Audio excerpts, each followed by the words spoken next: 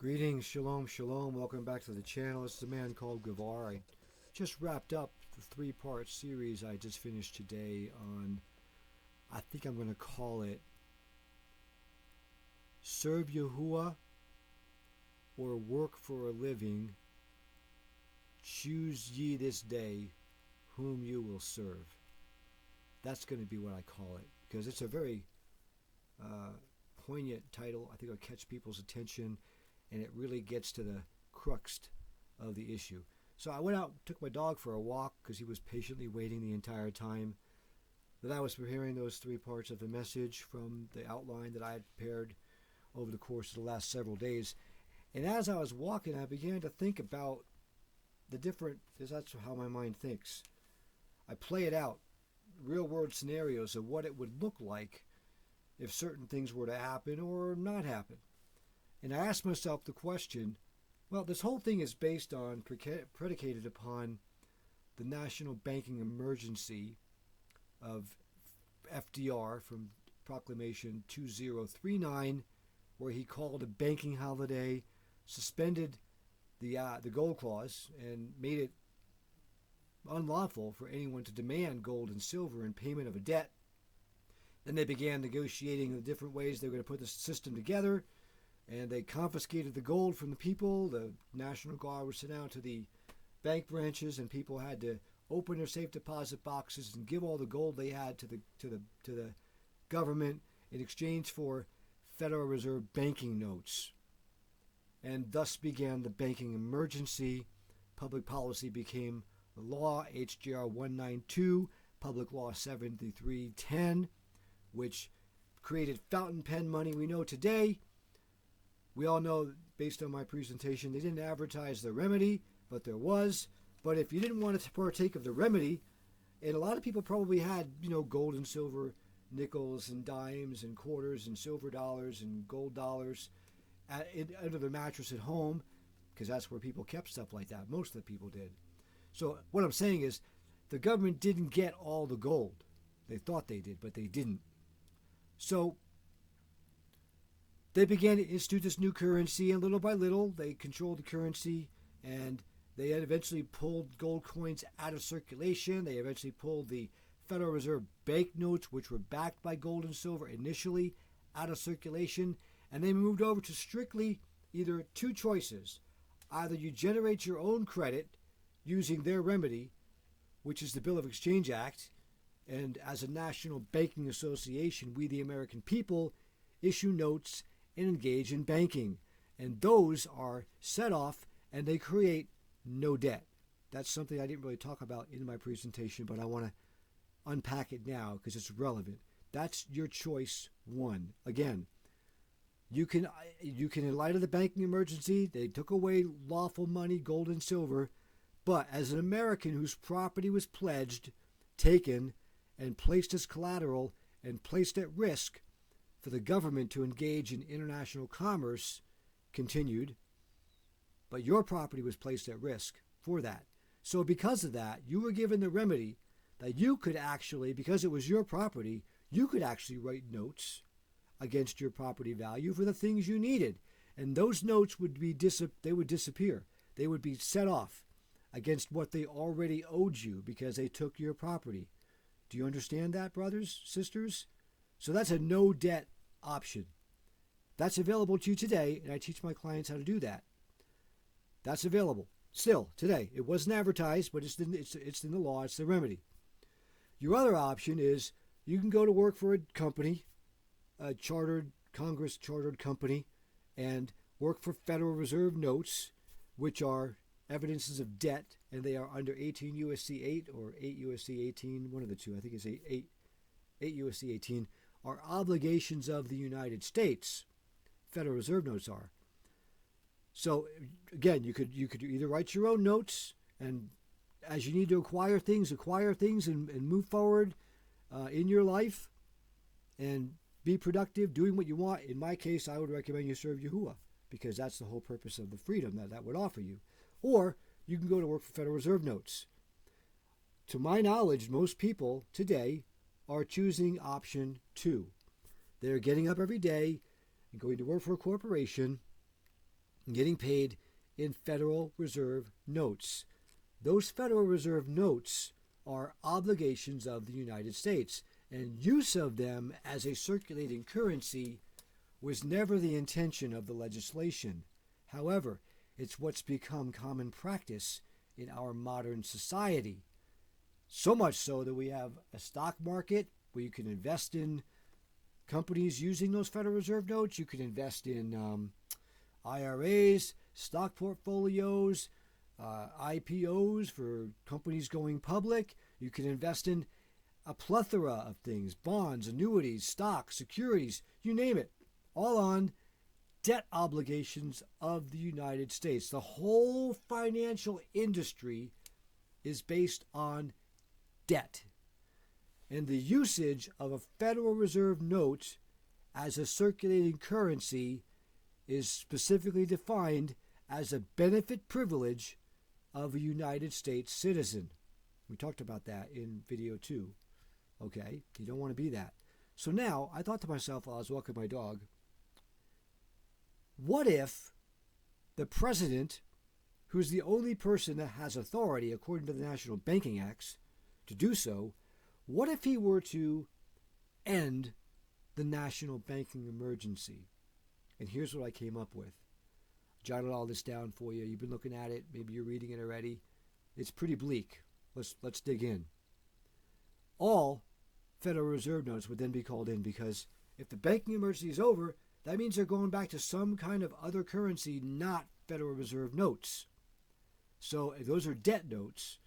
So if the emergency is over, the privilege of discharge was only available to you while the banking emergency was in place. So all those Federal Reserve notes that you've been hoarding, thinking they were money and they're not, instantly get called back. And overnight, actually, in the flicker of a screen, your bank accounts disappear. They're gone. You have no money in your account. Anything in the denomination of US dollars goes away, disappears instantly. Again, because the privilege of discharge has been taken away. So any and all previous and or current debts that were paid or were or are being paid with Federal Reserve notes in your past or in present instantly reappear with their full balances again, because now they're no longer discharged. Remember, discharge doesn't remove the debt. It simply sets it aside until some future date. What future date? The date the president ends the national banking emergency, and that day has just arrived. So the full debt now reappears all over again. And whatever currency they now create, you got to pay back that debt in that currency, which means you got to go back to work, earn that currency to repay those debts. Okay? So even if they do bring back a gold, silverback currency, you're still obliged to repay all those debts that were previously discharged through the benefit privilege of use of Federal Reserve notes. And they will also probably at this point, because of the national emergency, international emergency that will create, they will institute a brand new currency, which will conveniently be introduced immediately as a resort to get out of the mess you're in. This could be a crypto-based central bank digital currency, and you will be forced to accept it or face bankruptcy and insolvency. This could very well be the mark of the beast. That could be how they bring it in. So my question for you, brothers and sisters, and what I want you to think carefully about, and you'll understand now the urgency of my message and why I'm putting this out now and hoping to promote this across the entire body. Think carefully about whether or not you wish to continue partaking of this benefit privilege of a United States citizen. And I'm referring to the use of Federal Reserve notes. Think carefully about it. Or the option that I proposed to you in my previous 3 videos, and I'll re-propose to you now. Would you rather partake of the remedy that was provided to the American citizens way back at the beginning of this whole debacle, when FDR declared Proclamation 2039 and began the national banking emergency. And that remedy was because your property was taken, collateralized, and placed at risk to launch this crazy economic policy based on debt in the first place. That's your option B.